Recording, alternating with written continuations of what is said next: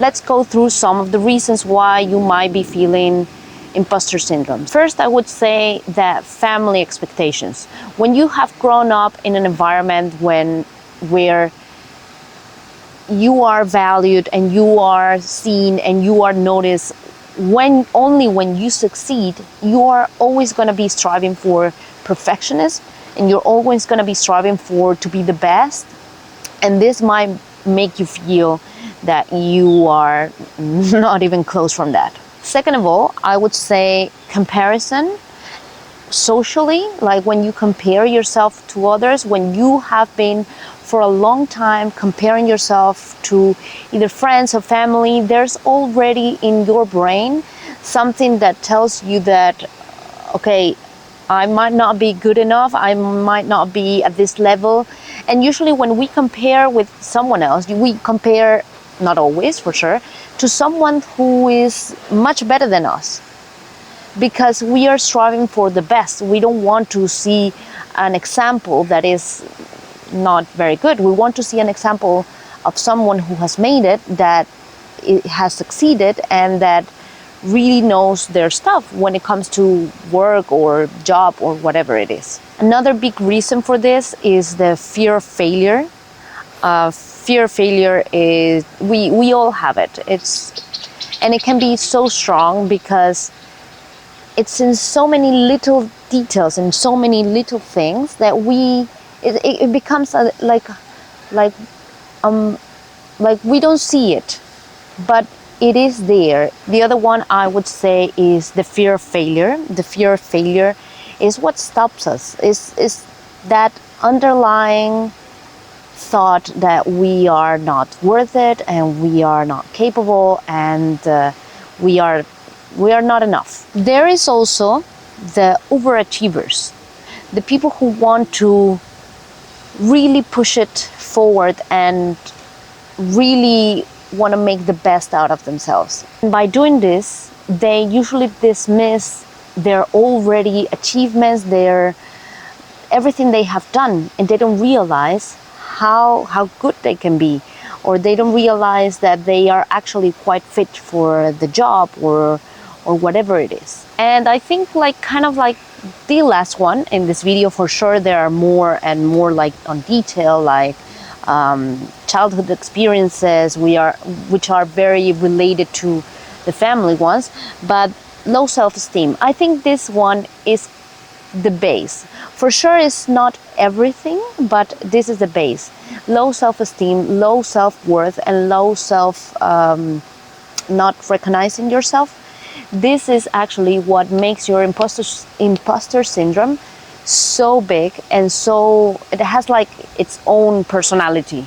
It's almost like a person, because it overcomes you and it blocks you and doesn't allow you to keep going and moving forward and actually achieving something, or at least getting out of your comfort zone. I would say that imposter syndrome is like the gap in between how a person can see themselves internally and externally. So this is the gap. So you are not only, and this comes from experiences, beliefs, and external influences that we have had in one point or another in our lives. So now let's go to the exciting part. How to solve this, because for sure you're not here only about this, you can know this anywhere. There are a few ways that you can solve this. For sure, going directly to your self-esteem, how do you speak to yourself, how have you been talking to yourself, is so important. But that has to be in a deepness. It cannot be just, okay, yes, I'm gonna say to myself a few nice things and that's gonna be it. You have to take out the thoughts and the beliefs that are very much in your core that aren't allowing you to be the best version of who you are. So for this, you will be having to reframe your beliefs. From each belief that you have, I would write it down. I have the belief that I am not capable of this job because this, and this. So from that because, you're gonna write down the positive of because. I am capable of being good at this job because I have a good attitude towards it. I am very smart. I can do it. I am willing to do it. So you will change whatever it is in your mind and your core beliefs to from negative to positive. Another way that you would have to work, and this is something that I really recommend in a everyday life, it's the habit of speaking to yourself like if you are your best friend, your best coach, the person that will cheer you up the most. And this has to be done every day to actually see some differences in your subconscious mind. So first of all, I would completely reframe all these thoughts and think what would be the best for this, and then I would find affirmations, find things that you think that they will start to fit in, and say it every day, all day, have them written down, find ways. There's also this technique, the emotional release, that is called tapping, which is also very good for reprogramming yourself when you are doing affirmations. And then you can say these affirmations with tapping, for example, in your chest and your head. And this allows for the body also. It's like the body will soak up everything that you're saying, and it's not only going to be your words. And to deepen this, go straight to a mirror and do this in front of the mirror. It will go so much further than if you just say it just walking. In a little bit more deeper level, and a little bit more like spiritual or level, connecting with yourself, like truly feeling yourself, seeing you, connecting with you, with your worth, feeling that, not only with your mind and what you say and your thoughts, but really feeling like I am worthy, I am capable, I am, and going into that deep place.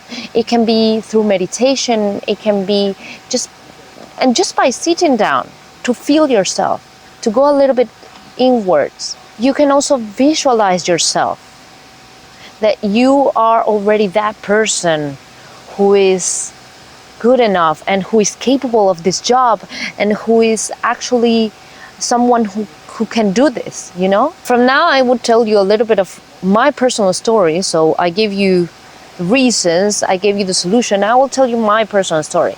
I have been doing this yoga like for years and years and years.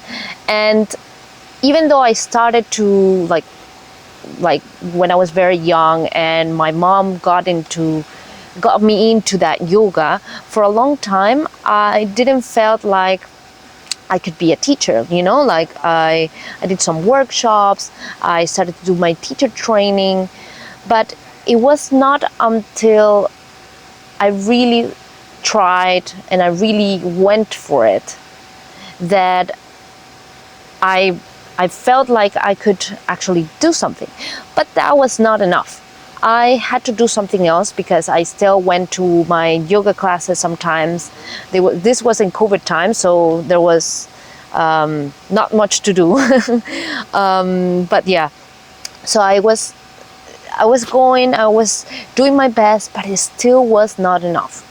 What I did was, first of all, I did notice what my thoughts were, what my feelings were. I addressed them for sure. Then I found ways that I could be a little bit more prepared. So I went to study a little bit more. I did a lot more practices, and I put myself slowly out there. Not like full on, because some people need more time than others. Some people can just do it right away. For example, I needed to do it a little bit more step by step until I got to the point where I was starting to feel like I actually knew it. And the best part was that the feedback that I was getting was really, really good. I was having a lot more people in my classes, people who called me, when it's your classes, who had the referrals.